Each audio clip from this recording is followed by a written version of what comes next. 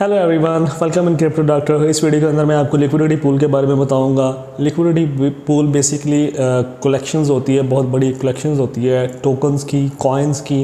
उन्होंने बहुत सारी क्वांटिटी जो है कॉइन की वो किसी डेक्स के ऊपर जो है ना वो जमा की होती है, किसी लिक्विडिटी पूल के ज़रिए, एक कॉन्ट्रैक्ट के ज़रिए सेव की होती है, जिसको लिक्विडिटी पूल कहते हैं। कि वहाँ पर वो टोकन भी मौजूद होता है और उसको एक्सचेंज करने के लिए, स्वैप करने के लिए, ट्रेड करने के लिए, उसके रद्द बदल में लेने के लिए कोई और कॉइन, आपको स्टेबल कॉइन भी मिल जाता है उसमें।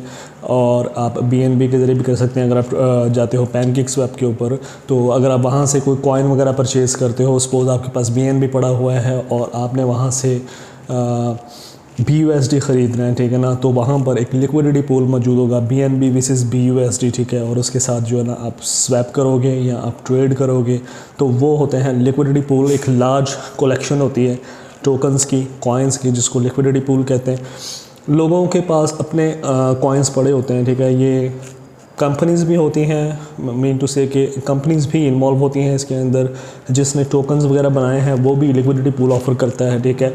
कि वो सपोज़ कर लेंगे किसी ने कोई कॉइन बना दिया है, वो किसी एक्सचेंज के ऊपर आ चुका है, और लेकिन वो किसी डेक्स के ऊपर भी आना चाहता है, तो वो डेक्स के ऊपर जाता है कॉन्ट्रैक्ट के ज़रिए। वहाँ पर वो एक लिक्विडिटी पूल बनाता है, वहाँ पर टोकन्स भी रख देता है और उसको उसकी बाय सेल के लिए स्टेबल कॉइन्स भी ऑफ़र कर देता है। लाइक सपोज़ कर लें कि उसने कोई कॉइन बनाया है और वो आपको ऑफ़र कर रहा है कि ये बना कॉन्ट्रैक्ट है, इस कॉन्ट्रैक्ट को यूज़ करके आप किसी भी डेक्स के ऊपर जाकर परचेज़ कर सकते हैं। तो उसने बताया होगा कि मेरा ये जो कॉइन है ये BNB के साथ आप जो है वो इसकी सेल परचेज़ कर सकते हैं। मेरा लिक्विडिटी पूल BNB के साथ है या मेरा लिक्विडिटी पूल BUSD के साथ है। हालांकि उसका लिक्विडिटी पूल चाहे BUSD के साथ हो, आप फिर भी BNB के साथ परचेज़ कर सकते हो, लेकिन उसकी स्वैप फ़ीस जो होगी वो एक अलग से डिडक्ट की जाएगी। लेकिन इस तरह का सीन होता है कि लोग भी अपने लिक्विडिटी पूल वहाँ पर बना लेते हैं और वो ट्रेडिंग फ़ीस जो है, जो फ़ीस का टोरी होती है वो अर्न कर रहे होते हैं। वो मार्केट के अंदर जो है ना वो उतराव चढ़ाव की वजह से वो पैसा नहीं कमा रहे थे, बस उन्होंने लिक्विडिटी पूल बना दी होते हैं। वहाँ पर उन्होंने अपने कॉइन्स की कलेक्शन डाली होती है, लोग वहाँ पर सेल परचेज़ कर रहे होते हैं और उसकी जो ट्रेडिंग फ़ी आ रही होती है वो जो लोग हैं जिन्होंने लिक्विडिटी पूल बना के दिए हुए हैं वो अर्न कर रहे होते हैं, ठीक है। तो आप अपना भी अगर आप चाहते हैं कि आपके पास कॉइन्स पड़े हुए हैं और आपने उसको लॉन्ग टर्म होल्ड करना है, तो आप भी किसी लिक्विडिटी पूल के अंदर हिस्सा ले सकते हैं। इसको कहते हैं यील्ड फार्मिंग। अब यील्ड फार्मिंग के अंदर ही थोड़ा सा ये मैच होती हैं चीज़ें, ठीक है ना।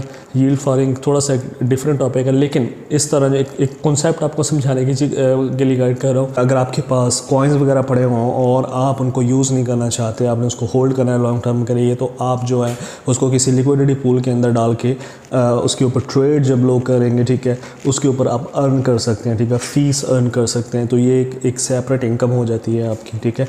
तो इस तरह जो है वो लिक्विडिटी पूल लोग बनाते हैं, अपने कॉइन्स लिक्विडिटी पूल के अंदर डाल देते हैं, या कहीं और पर लिक्विडिटी पूल बने होते हैं, वो वहाँ पर पैकेजेस वगैरह भी ऑफ़र करते हैं। तो उन्होंने अपने कॉइन्स जो है उसके अंदर डाले होते हैं, तो उसके ऊपर एक लिक्विडिटी जो फ़ीस है उनको मिल रही होती है। स्टेकिंग की डिफरेंट चीज़ है। लिक्विडिटी पूल जो है ये थोड़ी सी डिफरेंट है, मैं मज़ीद इसके ऊपर भी एक्सप्लेन करूँगा, ठीक है।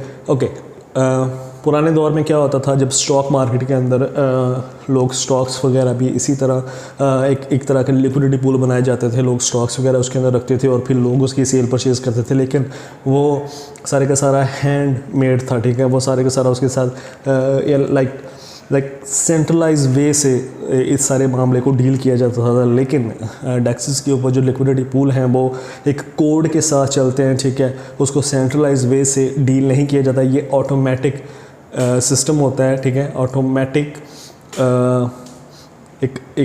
एक डिसेंट्रलाइज वे बना दिया जाता है, एक डिसेंट्रलाइज पूल बना दिया जाता है, जिसके ऊपर आप सेल परचेज़ करते हो एक कोड के ज़रिए। वहाँ पर कोई भी सेंट्रलाइज बॉडी नहीं होती है, टोटल का टोटल एक इनक्रिप्टेड डिसेंट्रलाइज सेटअप होता है, ठीक है। तो इसको मैनुअली डील नहीं किया जाता, ये टोटल का टोटल ऑटोमेटिक होता है। तो ये चीज़ें लिक्विडिटी पूल, इस तरह आप लिक्विडिटी पूल से बेनिफिट उठा सकते हैं। Thank you.